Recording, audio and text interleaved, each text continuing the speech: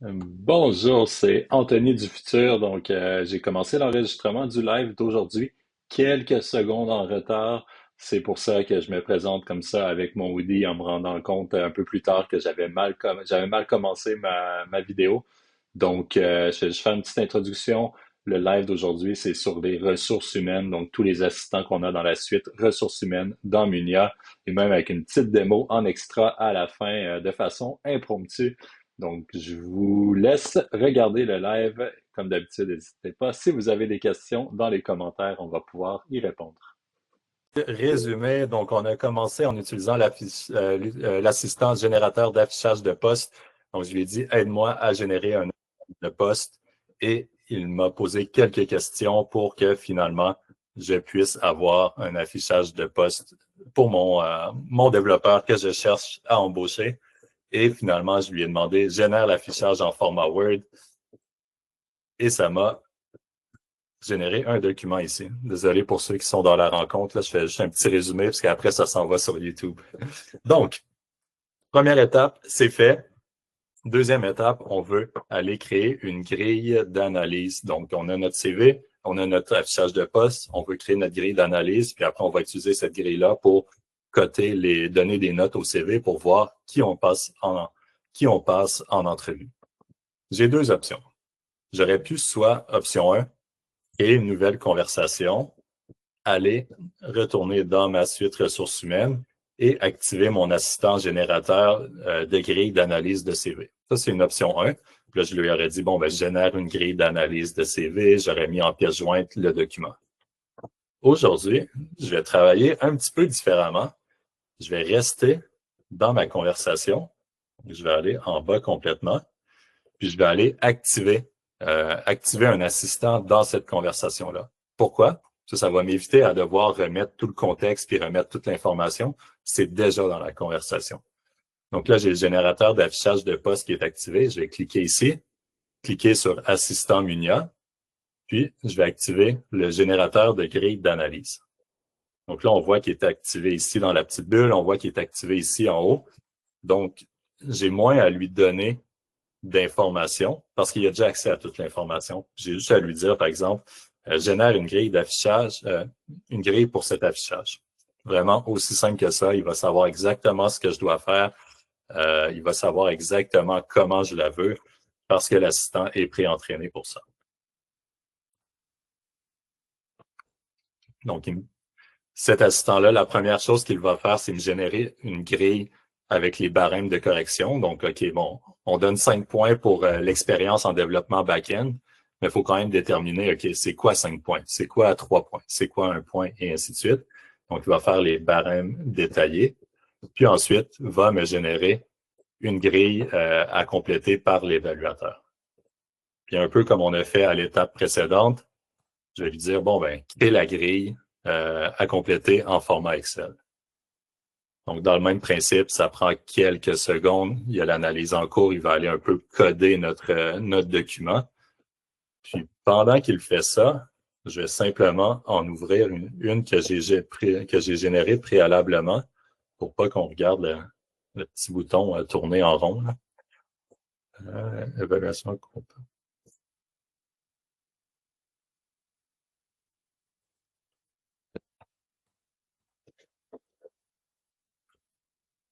OK, donc celle-ci est remplie. On va attendre un peu.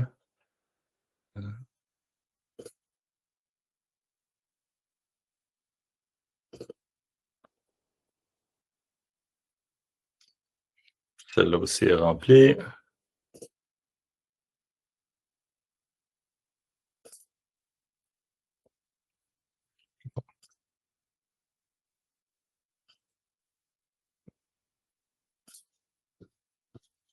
Bon, mais il va avoir fini de travailler, j'ose croire.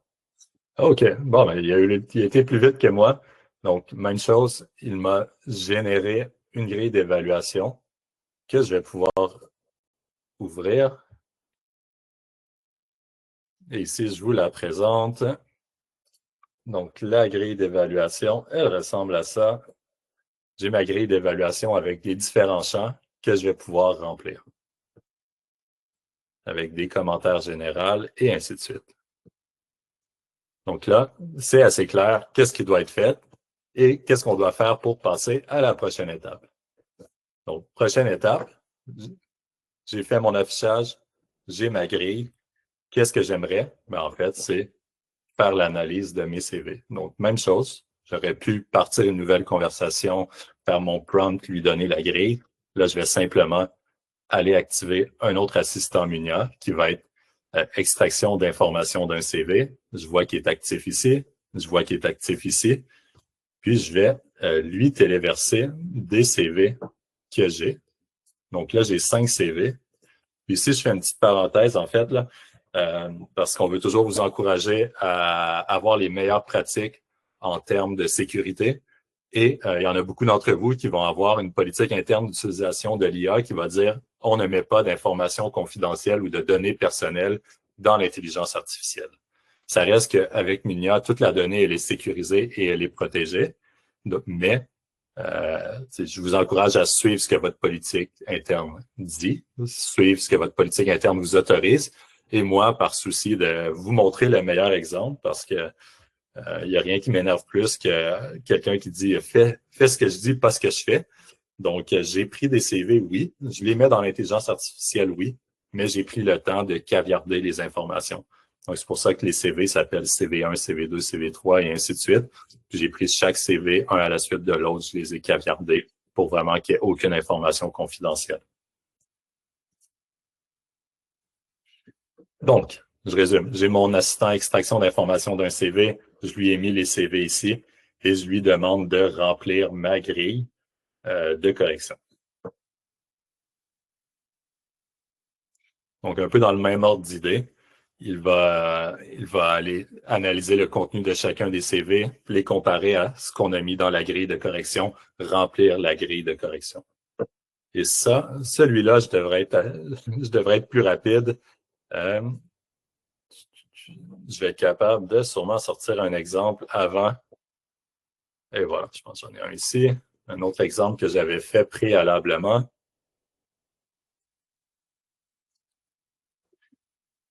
Donc, j'avais fait les démos là, vraiment en me préparant. Et qu'est-ce que Munia a été capable de faire? Ça m'a généré ce document-là où on a une feuille pour chacun des CV, donc CV1, CV2, CV3 et ainsi de suite. Et pour chacun des CV, on a les 10 points de la grille de correction, le nombre de points maximum, la note obtenue et un justificatif de la note obtenue. Donc après, qu'est-ce qu'il me reste à faire? Ben là, j'ai tout mis là. Je vais aller chercher ceux qui ont la note la plus élevée. Donc là, c'est CV1 et CV5 de mémoire. C'était pas mal tout le temps ça qui ressortait quand j'ai fait plusieurs rounds de testing. Donc évidemment, ça m'a aidé dans l'analyse. Ce que je ferai après, évidemment, j'irai ouvrir le CV1, ouvrir le CV5, prendre le temps de les analyser pour m'assurer que ça fasse du sens. Mais reste que là, j'en ai analysé 5, mais j'aurais pu en analyser jusqu'à 10 à la fois. Donc, si je reçois 50 CV, ben, j'envoie ma requête 10 fois. Je est encore en train de travailler. Pour analyser les 50 CV, je prends toutes mes notes compilées, puis je choisis parmi peut-être mes 50 CV les 10 meilleurs à passer en entrevue.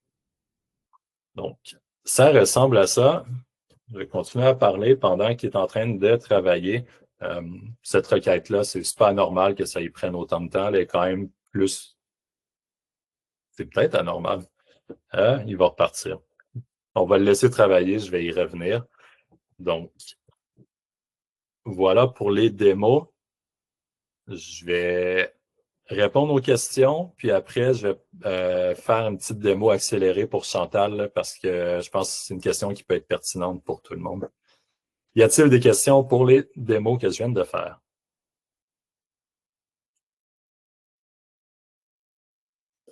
Parfait. J'assume que on est all good. Pendant que lui travaille, merci Justin.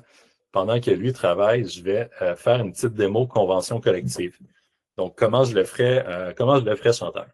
Je commencerai par me créer un prompt. Donc, de un prompt pour un assistant qui va répondre à partir des informations de la convention collective. Donc, vous avez accès à lui, le générateur de prompts standardisé. Tu as accès ici aussi. Tu pourrais écrire prompt qui va apparaître là, juste s'assurer de l'activer.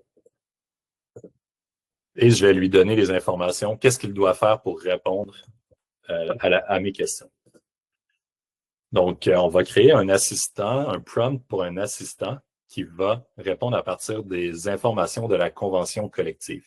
Donc, on va lui poser des questions. Ça va être important d'aller chercher la réponse seulement dans la convention collective qu'on va te fournir comme document et nulle part ailleurs. Si tu n'as pas l'information dans la convention collective, assure-toi de simplement mentionner que l'information n'est pas présente. Donne la réponse de façon simple, mais tout en réutilisant le contenu textuel tel qu'il se trouve dans la convention collective. J'ai donné les grandes lignes.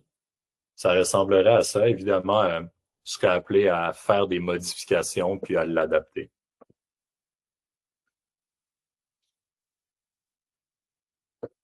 Donc, il est en train de me donner un prompt. Qu'est-ce que ça va faire? Ça va être vraiment ce qui va être le comportement de mon assistant. Donc, je vous ai montré des assistants tantôt. Vous allez pouvoir en créer un aussi dans votre compte. J'ai copié le code ici. Puis là, je vais ouvrir le menu à droite et cliquer sur « Créer mon assistant ». Donc, je répète, j'ouvre le menu à droite, « Créer mon assistant ». Puis là, je vais simplement l'appeler « Démo convention collective ». Description, c'est facultatif, c'est pas obligatoire, j'en mettrai pas aujourd'hui.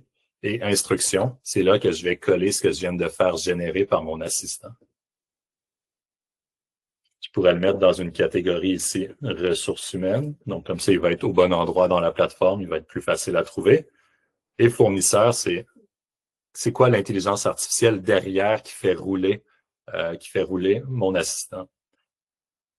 Je vais mettre Anthropic, Claude Sonnet 4.5, c'est un que j'aime bien, qui donne des bonnes réponses, qui s'exprime bien. Et je crée mon assistant.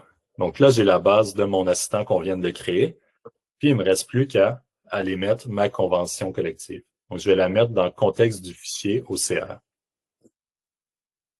Et là, je pense que je peux en trouver une. J'en ai sûrement une. Convention, name contains. On va en mettre une ici. Donc, je lui téléverse mon document. Ça prend quelques secondes à téléverser. Et voilà, c'est fait. Je vais activer. Bon, ça, je les activerai pas. C'est pas obligatoire.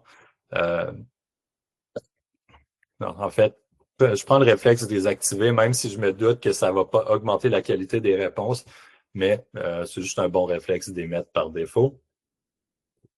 Et je fais juste appliquer ici. Là, je vais retour à la discussion.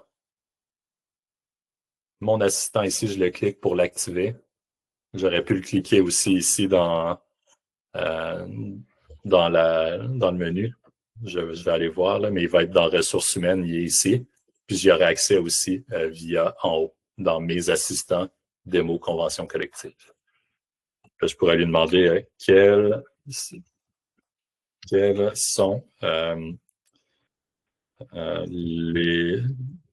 quels sont mes droits pour travailler le dimanche. La question est drôlement posée, mais on va y aller quand même comme ça.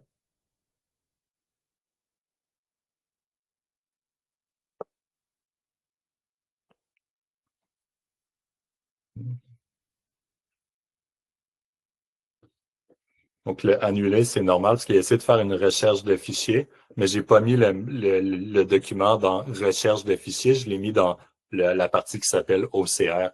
Donc, il est allé chercher un endroit où il n'y avait pas de document. Donc, c'est un peu normal que ça ait fait ça. Mais je sais qu'il y a accès quand même au contenu de l'assistant. Et là, si j'allais le voir à l'article 17.1, on aurait les informations reliées au travail le dimanche. Évidemment, il faut s'assurer au début. Je prendrais le réflexe la première fois d'aller vérifier dans le document pour m'assurer que ça a bien fonctionné. Plus je l'utilise, plus je peux apprendre à lui faire confiance. Et voilà, donc on va aller ici, juste finaliser notre petite démo. Je vois qu'ici, il a travaillé fort. Il m'a généré ma grille d'évaluation. Et si je l'ouvre, ça va ressembler à ça ici. Donc, les CV ont été analysés. Les résultats sont consistants par rapport à ce que je vous ai montré dans l'exemple que j'avais pré-préparé. Donc, CV1 et CV5 qui sont les meilleurs CV. Et là, il m'a rempli ma feuille avec les informations pour chacun des candidats en remplissant la grille qu'on avait pré-générée. Ce que j'aime beaucoup, c'est qu'il garde la mise en forme que je lui avais donnée.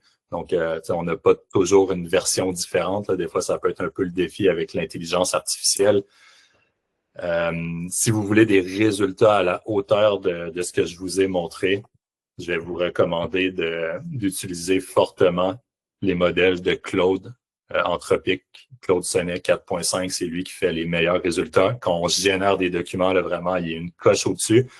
Nos assistants, nous, si on assume que vous allez demander qu'ils génèrent des documents, on met de base règle générale Claude Sonnet 4.5. Donc, voilà pour aujourd'hui. Est-ce qu'il y a des questions?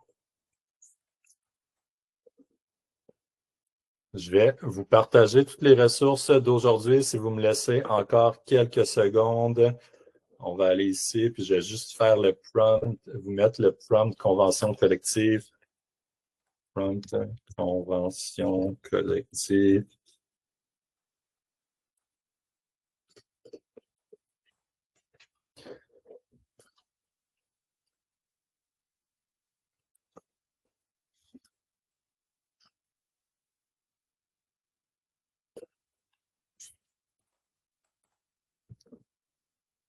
Parfait. Donc, vous avez accès à tout. Vous allez pouvoir tout télécharger ce que je vous ai partagé aujourd'hui. Si vous avez des questions, évidemment, n'hésitez pas à nous envoyer des courriels. Ça nous fait plaisir. Si vous avez des inspirations, n'hésitez pas.